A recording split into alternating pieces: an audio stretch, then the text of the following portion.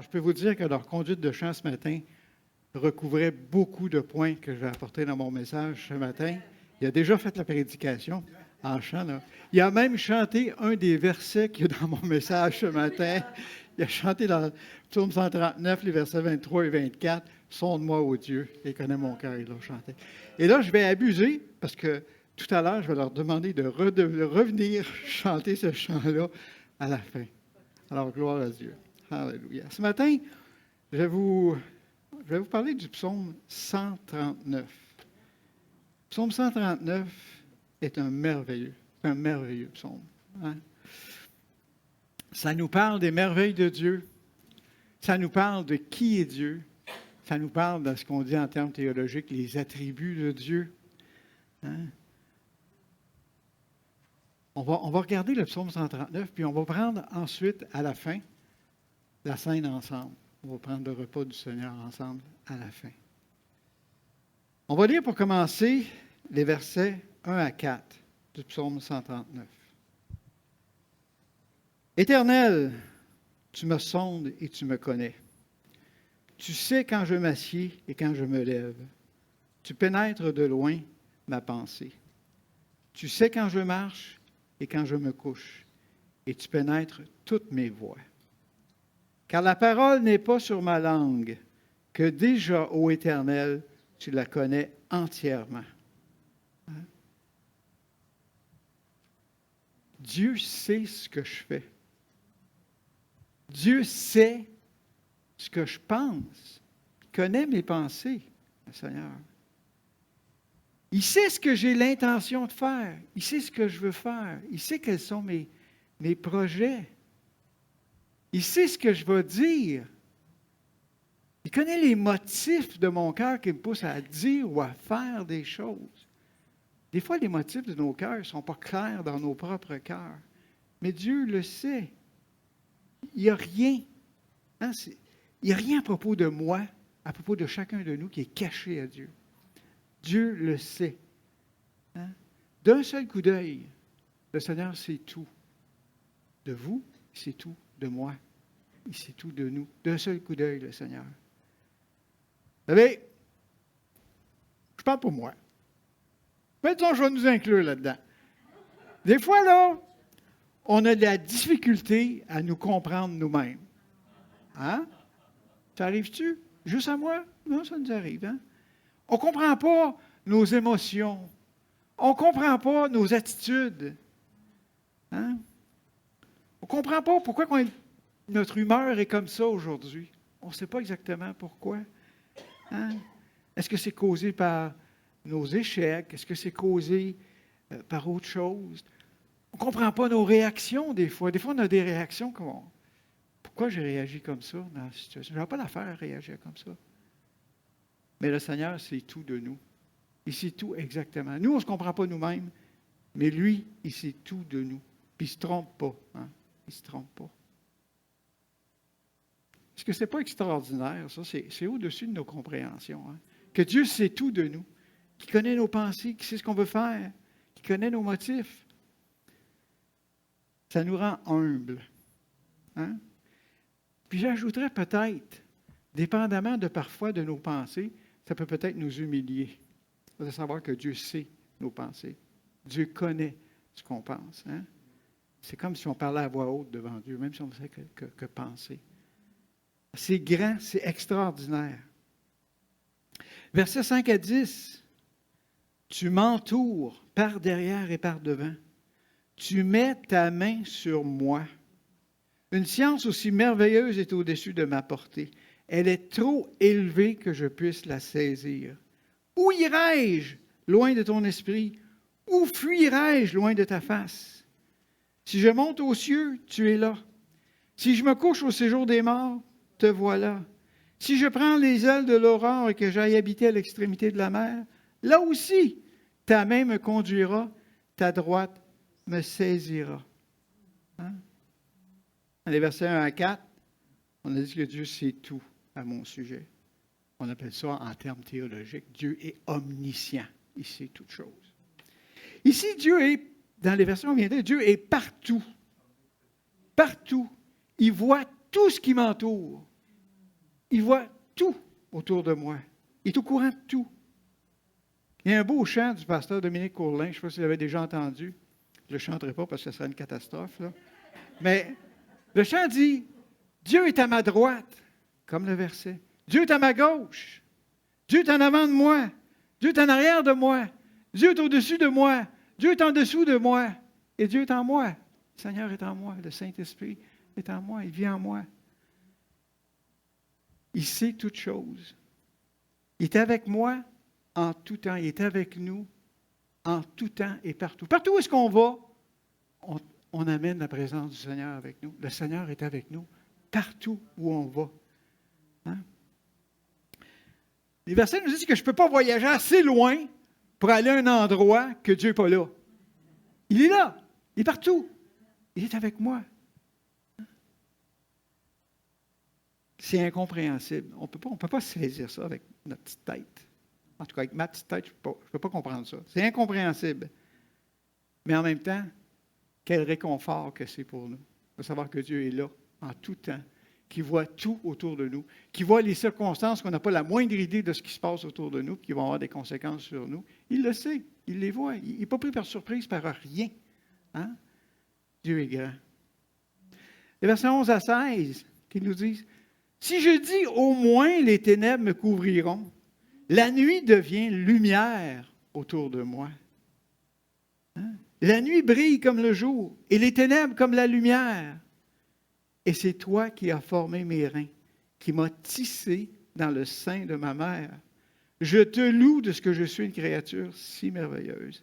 Tes œuvres sont admirables et mon âme le reconnaît bien.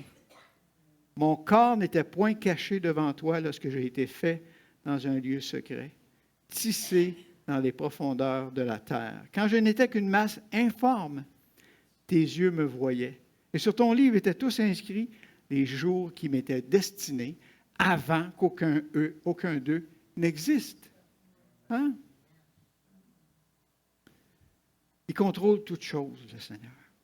Encore une fois, en termes théologiques, on dit qu'il est omnipotent. Hein? Il est souverain sur toutes choses. Hein? Il dirige ma vie. Dès ma conception, dès votre conception, dans le sein de notre mère, Dieu avait déjà des plans pour nous. Il avait déjà des projets pour nous. Il connaissait déjà chacun des jours qui nous étaient destinés. Il le sait exactement. Hein?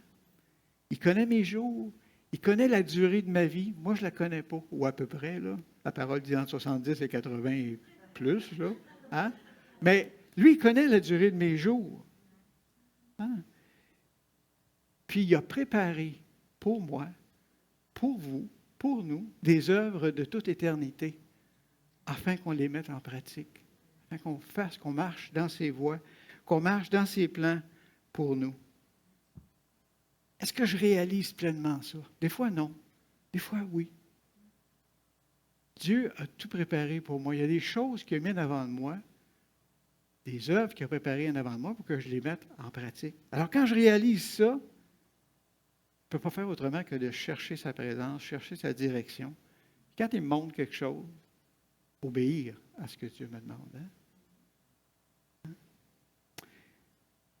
Je vais au verset 23 et 24 qui dit « Sonde-moi, ô Dieu, et connais mon cœur. Éprouve-moi, connais mes pensées. Regarde si je suis sur une mauvaise voie et conduis-moi sur la voie de l'éternité. » Le Seigneur est saint. Le Seigneur juge tout en moi. En Jésus-Christ, c'est lui qui me pardonne. J'ai la paix avec Dieu. Puis ça, quand je dis ça, j'ai la paix avec Dieu, ça me rappelle, il y a 5 ans, il y a dans les années 82, en 1982, je faisais du camping, puis une de mes sœurs qui avait accepté le Seigneur, puis on faisait, dans ce temps-là, on prenait nos vacances ensemble. Et puis, elle est partie. Puis, elle avait laissé j'avais une glacière, elle avait laissé sur ma glacière un livre de Billy Graham, La paix avec Dieu. Elle venait d'accepter le Seigneur, mais moi, je ne voulais rien savoir. Pas du tout. Ça faisait quelques mois qu'elle connaissait le Seigneur. Et puis, j'ai lu ce livre-là. Ça a été le début pour moi d'une recherche. Et ça m'a emmené vers le Seigneur. Mais quand le Seigneur nous sauve, nous avons la paix avec Dieu. La colère de Dieu n'est plus sur nous. On est sauvés. Hein?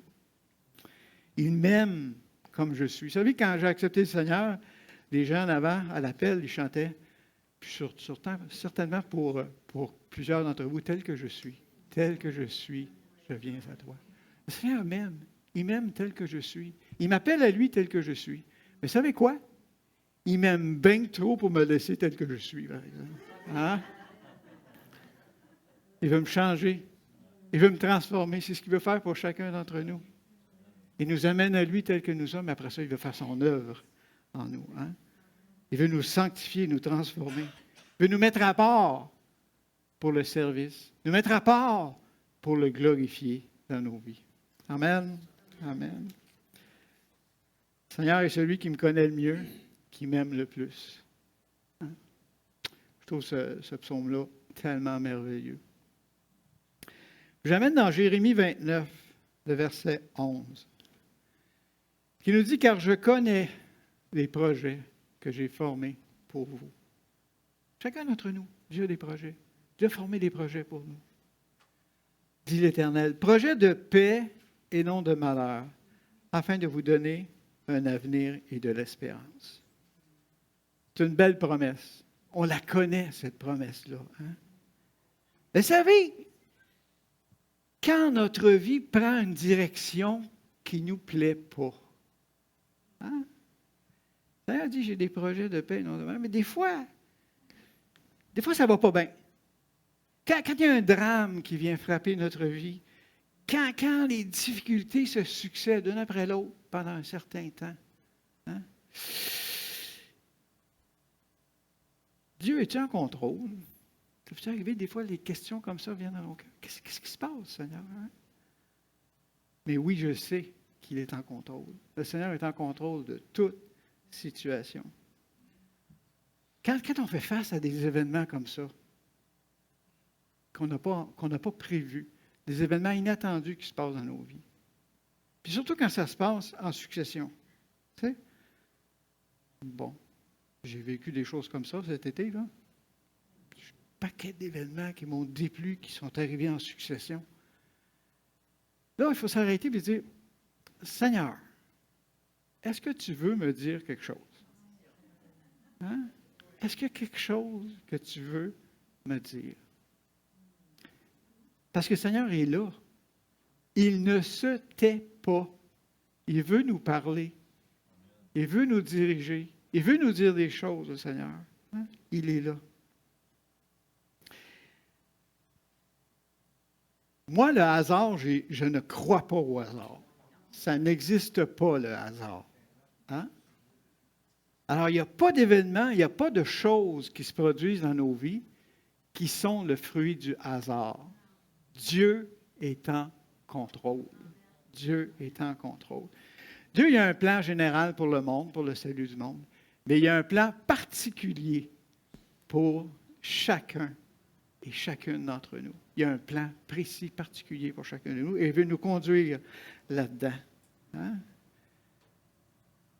Mais quand les choses nous arrivent comme ça, puis on dit, Seigneur, veux-tu me dire quelque chose? Y a-t-il quelque chose que tu veux me dire? Il faut être humble.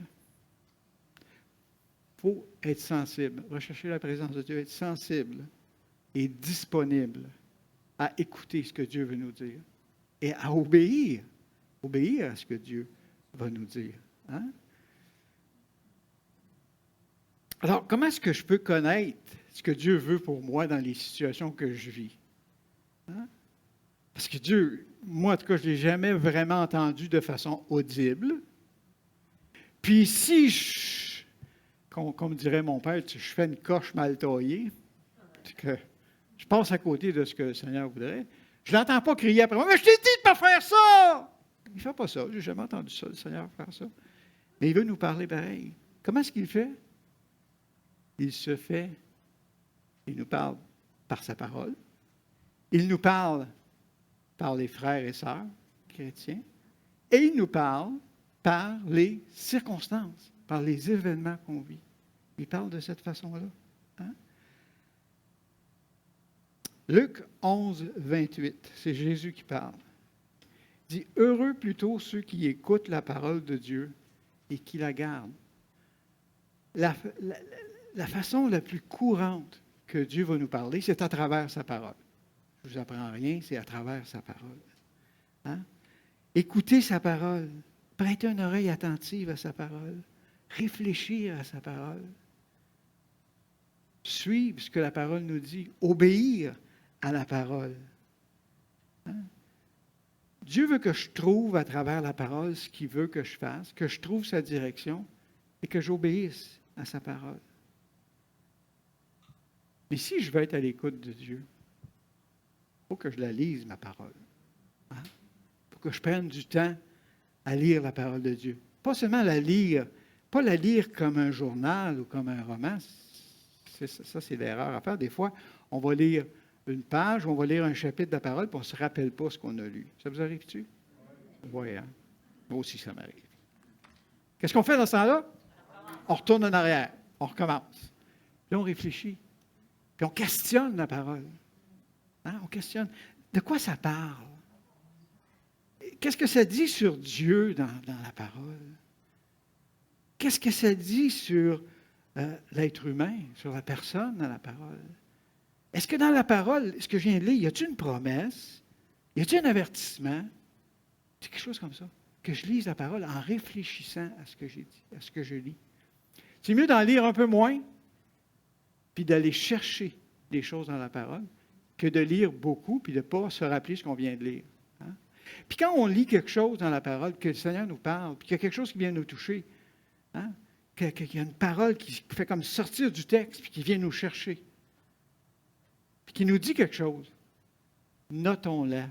Mettons-la. Ayez un carnet près de vous. Notez la parole. Parce qu'on est des gens oublieux. Hein? Dieu va nous dire quelque chose, puis dans 2 semaines, il y a des chances que je ne me rappelle plus de ce qu'il m'a dit. Hein? Mais si je le mets dans un carnet, de temps en temps, je retourne en arrière, puis que je vais voir les promesses que Dieu m'a dit, là, ça me revient. Hein? Là, je suis capable de mettre en application ce que le Seigneur m'a dit ou de voir ce que le Seigneur a fait dans ma vie. Hein? Alors, parce que le Seigneur, ce qu'il veut, ce n'est pas mon succès, mon échec, ma réussite. Ce qu'il veut, c'est travailler sa relation avec moi. Il veut travailler sa relation avec vous, avec chacun de nous. Le Seigneur veut une relation proche. C'est ça qu'il veut, puis il fait à travers sa parole. J'ai beaucoup aimé dimanche passé le message d'Éric Saint-Germain, qui est venu la semaine passée, qui parlait des contextes. Hein? Il parlait des contextes. Des fois, il y a des versets qui risquent d'être sortis de leur contexte pour faire dire quelque chose au texte. Hein? Il nous parlait des contextes historiques, il nous parlait des contextes littéraires, historiques, de voir comment ça se faisait dans ce temps-là, à quelle époque on était, puis qu'est-ce qui se passait. Ensuite, les contextes littéraires, lire avant, lire après, pour avoir vraiment le sens du verset. Hein? Il nous parlait du contexte, des circonstances. Dans quelles circonstances ça se passe, le texte qu'il y a là? Qu'est-ce qui se passe à ce moment-là? Hein? Donc, c'est important que ces choses-là, quand on lit le texte, on porte attention à ça. Parce que Dieu veut me conduire. Dieu veut m'emmener à un endroit, veut me conduire dans une direction. Il veut que je lui appartienne. Il veut m'utiliser. Il veut vous utiliser. Il veut nous utiliser chacun d'entre nous. Hein? Puis quand il nous dit quelque chose, il veut l'obéissance. L'obéissance, c'est quoi? C'est faire ce que Dieu me dit comme il me dit de le faire. Oups! Pas toujours facile, ça, hein? Y en a-t-il d'entre vous qui ont déjà élevé des enfants? Hein?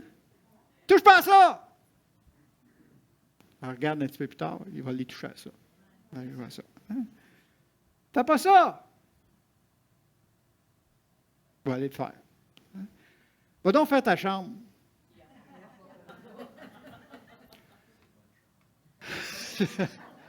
Prendre des raccourcis, hein, des fois, les enfants.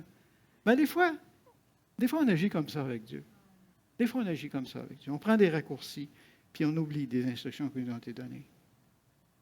Alors, lisons la parole, prenons des notes de ce que Dieu nous dit à nos cœurs, prions.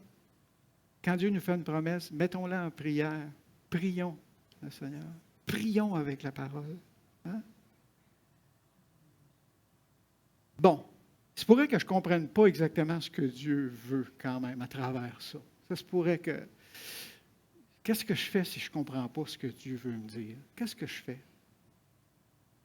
Proverbe 11, 14. Le salut est dans le grand nombre de conseillers. Une autre des ressources que Dieu nous donne en plus de sa parole, c'est les frères et sœurs autour de nous, les frères et sœurs chrétiens autour de nous. Hein? Portons attention à leurs conseils, à ce qu'ils nous donnent. Ils peuvent nous faire profiter de leur expérience, de leur connaissance de la parole de Dieu. Vous savez, les gens autour de nous, chacun d'entre nous, on a vécu des situations. On a vécu des choses dans nos vies. On a vu Dieu agir dans nos vies. Dieu nous a parlé dans nos vies. Dieu va utiliser ça plus tard, je ne sais pas à quel moment, où un frère ou une sœur a un problème. Et tu es capable, parce que tu as vécu des choses, parce que tu as passé au travers des situations, que tu as vu Dieu agir, tu es capable de conseiller, tu es capable d'encourager. Hein?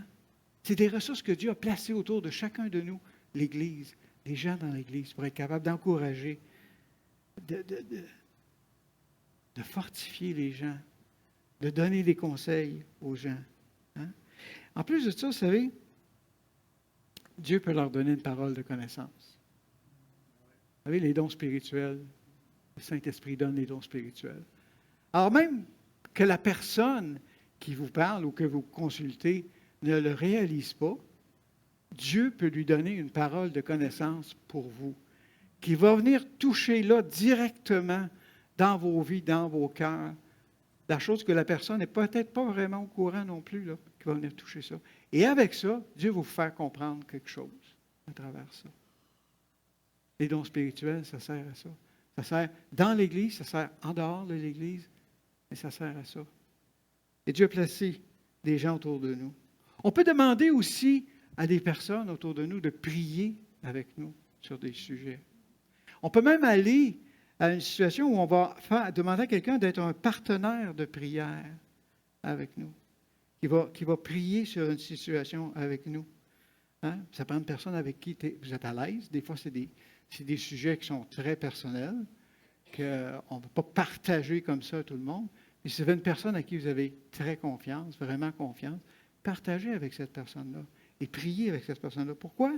Parce que Matthieu 18, les versets 19-20 nous disent, c'est Jésus qui parle. Je vous dis encore que si 2 d'entre vous s'accordent sur la terre pour demander une chose quelconque, elle leur sera accordée par mon Père qui est dans les cieux. Car là où 2 ou 3 sont assemblés en mon nom, je suis au milieu d'eux. Belle promesse. On peut se prévaloir de cette promesse-là en priant avec des gens, en priant avec d'autres sur des sujets. Puis en maintenant ces situations-là devant Dieu. Et Dieu répond. Le Seigneur dit que si on s'accorde, Dieu va répondre. Et il va répondre, le Seigneur.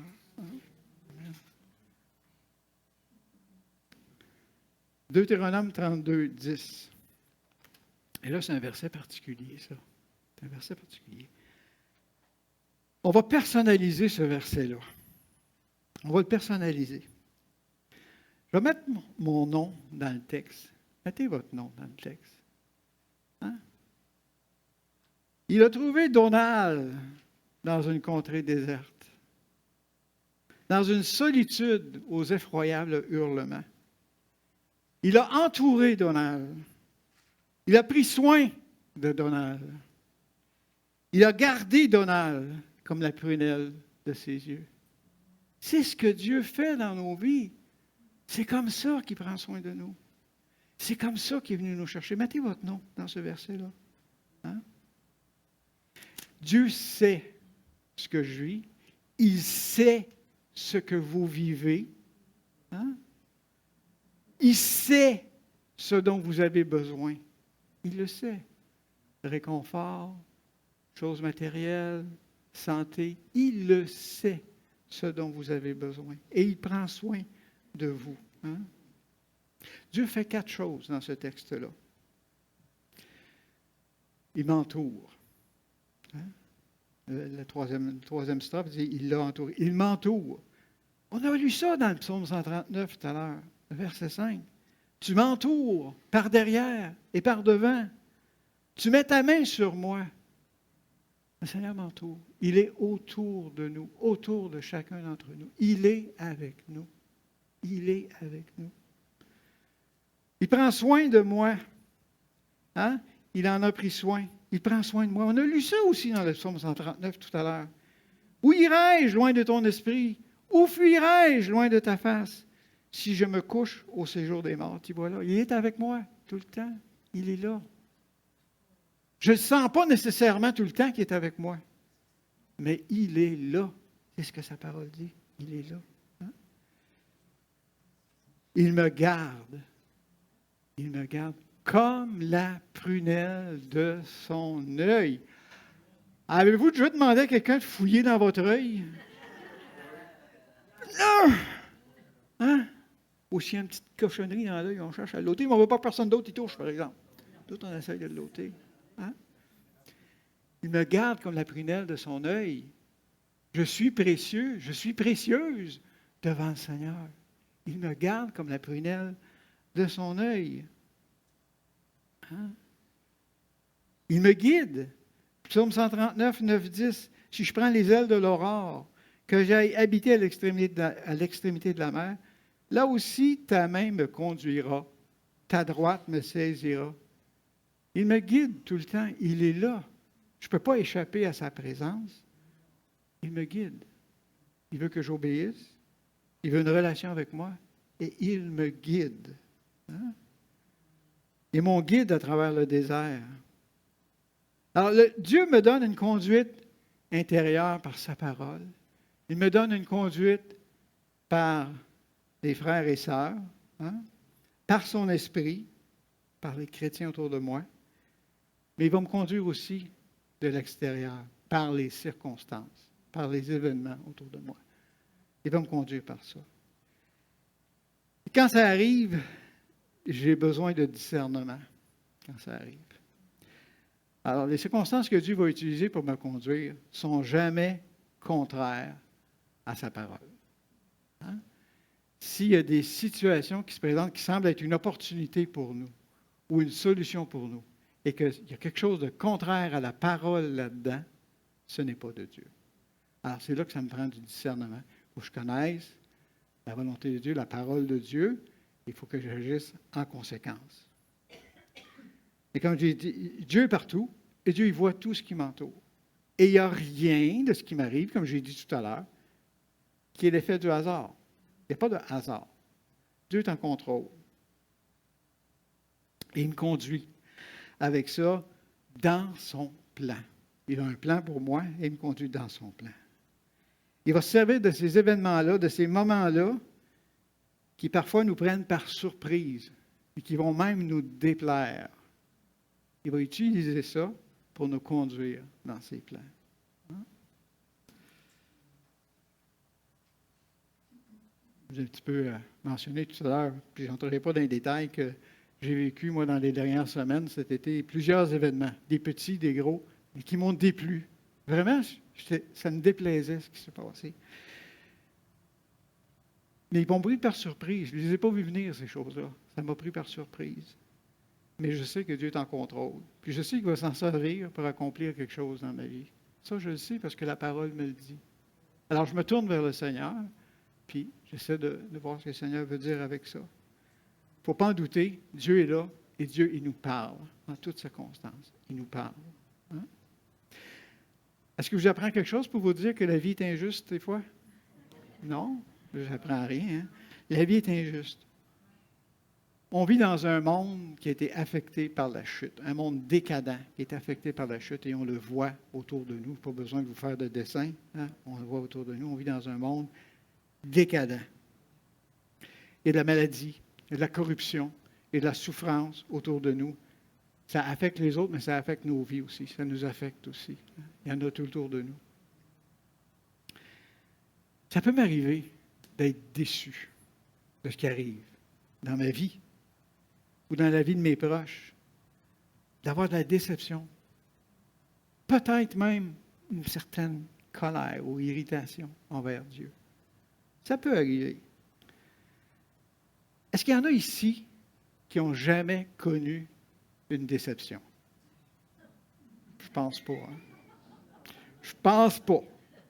Hein? Il peut y avoir des personnes qu'on aime qui nous ont blessés profondément. Hein? Il peut y avoir des situations, peut-être que moi-même, peut-être que nous-mêmes, on a déçu des gens. Des gens avaient placé des attentes en nous, puis les attentes qu'ils avaient n'ont pas été rencontrées. On a déçu des gens. J'ai sûrement déçu des gens, probablement, je ne sais pas qui j'ai dû le faire. Puis chacun d'entre nous, ça a pu arriver dans nos vies. La déception, c'est douloureux. C'est ce qu'on ressent quand nos attentes ne sont pas rencontrées, quand nos attentes sont trompées. Hein? Les gens peuvent nous décevoir, la vie peut nous décevoir. Nous-mêmes, on peut se décevoir. Se décevoir nous-mêmes, puis s'en vouloir nous-mêmes. Hein? Hein? Peut-être certains vont en vouloir à Dieu parce qu'ils pensent que Dieu les a laissés tomber. Hein? Ça peut entraîner du découragement, ça peut entraîner du désespoir, ça peut entraîner un sentiment d'échec. Mais non, Dieu est là. Dieu est en contrôle de toute situation et Dieu va accomplir quelque chose avec ça. Hein? Et là, je vous amène dans un verset que vous n'avez jamais lu. Romains 8, 28. Nous savons du reste que toute chose concourt au bien de ceux qui aiment Dieu, de ceux qui sont appelés selon son dessein. Ah, je vois que vous ne l'avez jamais lu. Hein? Bon, si on regarde les mots du verset, allons un petit peu plus loin dans le verset. Regardons les mots du verset. Ça commence par « nous savons ». On le sait. Nous savons. C'est une promesse certaine. C'est sûr. On le sait. On le sait. On sait hors de tout doute que tous les aspects de nos vies sont entre les mains de Dieu, qui va les utiliser pour notre bien et sa gloire. On le sait. Des fois, on l'oublie, mais il faut se retourner à ça. On le sait que Dieu va utiliser toutes choses pour son bien. Alors ça amène le calme, la confiance en Dieu dans nos vies agitées, parfois. Pour ceux qui aiment, pour ceux qui l'aiment, hein? Quelle belle promesse pour ceux qui l'aiment. Ceux qui l'aiment, c'est nous, ça. Dieu est à l'œuvre pour ceux qui l'aiment. Il agit en notre faveur. Il agit pour nous. Romains 8, 31 nous dit, si Dieu est avec nous, qui sera contre nous? Hein? Si Dieu est avec nous, qui sera contre nous? Une promesse divine. Dieu s'occupe de ceux qui l'aiment. Pour notre bien. C'est précis comme promesse, ça. Pour notre bien. Vous savez, les événements dans nos vies, là, c'est comme une pièce, c'est comme un casse-tête. Mon épouse fait beaucoup de casse-tête, elle aime ça. Hein? Tu sais, si on prend seulement un morceau, ça ne nous dit rien, un morceau. Mais le morceau, il va à une place précise. Il ne va pas à 3-4 places dans le casse-tête. Il va à une place précise. Puis quand on les met toutes en place, ça fait quelque chose de beau. Ça fait un beau tableau, ça fait une belle photo. Mais les événements dans nos vies, c'est comme ça. Si on les prend séparément, on ne comprend pas ce qui arrive. Pourquoi ça arrive? Mais Dieu va faire rentrer ça avec d'autres événements dans nos vies. Puis l'œuvre qu'il va faire dans nos vies va être exactement ce qu'il veut faire. Puis ça va être beau. Parce que je suis une créature si merveilleuse. Hein? Vous autres aussi, vous êtes une créature merveilleuse. Hein? Alors, ça inclut nos souffrances. Ça inclut nos déceptions. Ça inclut nos problèmes. Ça inclut ce qu'on vit. Hein? Dieu est à l'œuvre dans nos vies, puis il place les éléments nécessaires dans nos vies. Hein? Toute chose. Ah ouais, toute chose. Toute. Maladie, souffrance, problème, difficulté, mauvaise surprise, toutes choses sont incluses là-dedans. Hein? Les choses qu'on considère comme négatives, Dieu va s'en servir. Puis il va faire quelque chose à la fin de nos vies de beau, de grand, d'harmonieux dans nos vies, parce que ça rentre un dans l'autre. Il va en faire ressortir du bien. Vous savez, si ces situations-là ne correspondaient pas ou ne concouraient pas à notre bien, Dieu ne les permettrait pas. Dieu les permet dans nos vies. S'il nous arrive, c'est parce que Dieu les permet dans nos vies, puis il va faire quelque chose avec ça. Alors regardons quand ça arrive, fixons nos yeux sur le Seigneur. Regardons ce qui arrive. Dieu fait travailler ces choses-là ensemble en synergie pour produire du bien dans nos vies. Vous savez, un petit exemple que j'ai vu, si on prend la chimie, tu peux avoir des produits chimiques qui, pris tout seuls, sont très mauvais pour nous, même poison pour nous. Mais s'ils sont mis ensemble, ça fait quelque chose de bien. Du sodium, si on prend ça tout seul pour nous, c'est pas bon. Du chlore, essayez de boire un verre de chlore, tout seul, c'est poison. Mais si vous le mettez ensemble, vous faites du chlorure de sodium. Le chlorure de sodium, c'est quoi? C'est le sel de table. Hein? On a ça ensemble. Alors, les événements dans nos vies, c'est ça que Dieu fait avec ça. Il va prendre les événements qui nous semblent très négatifs, très mauvais dans nos vies. Mais avec d'autres événements dans nos vies, il va faire quelque chose de beau dans nos vies, quelque chose qui va lui être utile, quelque chose qu'il va utiliser pour sa gloire, pour son royaume, utiliser pour nous faire grandir aussi. Hein? Alors, quand ça nous arrive, il faut détourner les regards de ce qui nous arrive, de notre déception, puis tourner nos regards vers le Seigneur. Hein? Et pourquoi le Seigneur fait ça? Je vous le révèle. Jean 8, 29. Car ceux qu'il a connus d'avance, il les a aussi prédestinés à être semblables à l'image de son Fils. C'est ça que Dieu veut faire avec nous. Il veut nous amener à l'image de son Fils. On n'y arrivera pas pendant notre vie, mais Dieu travaille à ça. Hein? On soit de gloire en gloire transformé à l'image de Jésus-Christ. C'est ça qu'il veut faire dans nos vies. C'est l'objectif de Dieu dans nos vies. Alors, Philippiens 4, 6, 7. Ne vous inquiétez de rien. Mais en toute chose, faites connaître vos besoins à Dieu par des prières et des supplications, avec des actions de grâce. Et la paix de Dieu, qui surpasse toute intelligence, gardera vos cœurs et vos pensées en Jésus-Christ. Si notre cœur a des inquiétudes, si notre cœur a des déceptions, si notre cœur a des frustrations, si notre cœur a des questions, de la même façon que vous allez faire avec ceux que vous aimez qui sont proches de vous, vous allez leur en parler. Mais parlez-en à Dieu. Qu'il ne reste rien de ces choses-là entre vous et Dieu. Si vraiment il y a des choses dans vos cœurs, parlez-en à Dieu. Hein? Ouvrez votre cœur à Dieu et lui va agir. Hein? Ce que Dieu veut bénir, c'est sa relation avec moi. Pas nécessairement mes succès ou mes relations. C'est sa relation avec moi qui veut faire grandir, qui veut bénir. Dieu ne veut pas que je sois misérable. Dieu veut me donner sa grâce. Sa grâce est suffisante dans ma vie. Hein, je répète, sa grâce est suffisante dans ma vie, dans tout ce que je vis, dans tout ce qui m'arrive. Hein?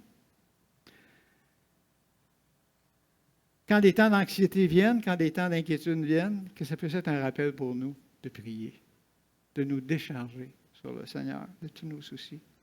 C'est un appel à la prière et Dieu va nous donner sa paix, comme il l'a promis. Hein? Il dit, je vous laisse ma paix, je vous donne ma paix, je ne la donne pas comme le monde donne. Que votre cœur ne se trouble pas, ne s'alarme pas. On voit ça dans l'Évangile de Jean, chapitre 14. Il veut nous donner sa paix.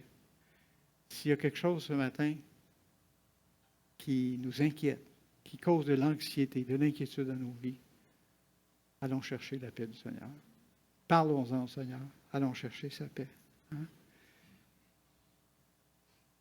Vous savez, dans notre vie quotidienne, il y a rarement les signes visibles, tangibles de la présence de Dieu dans nos vies. Il faut être attentif à voir ce que Dieu fait. Là. Mais souvent, on passe nos journées et on ne s'aperçoit pas que Dieu est là. Mais il est là. Dans le psaume 139, 5, on a eu tout à l'heure, il dit, tu m'entoures par derrière et par devant, tu mets ta main sur moi. Tu es toujours avec moi, Seigneur. Tu es toujours là. Il est toujours là. Toutes les situations sont sous son contrôle. Si on regarde en arrière, on voit, regardez en arrière, dans les années depuis que vous êtes enfants de Dieu. Regardez en arrière, vous allez voir que Dieu a toujours... OK. Alors, on voit que Dieu a toujours tenu parole. Dieu a toujours tenu parole. Regardez les situations dans vos vies, là, que ça fasse 2 ans, 4 ans, 5 ans, 25 ans, 40 ans que vous connaissez le Seigneur. Regardez en arrière. Le Seigneur a toujours, toujours tenu parole. Il a toujours été fidèle. Il l'a fait dans le passé, puis il va le faire encore. Il va le faire encore dans l'avenir. Hein? 1 Corinthiens 10, 13. Ça nous dit aucune tentation. Et là, je remplace le mot tentation par épreuve. Parce que dans le texte original, ce mot-là peut être utilisé dans les deux sens. Donc, aucune épreuve, aucune tentation, aucune épreuve ne vous est survenue qui n'ait été humaine. Et Dieu, qui est fidèle, ne permettra pas que vous soyez éprouvés au-delà de vos forces.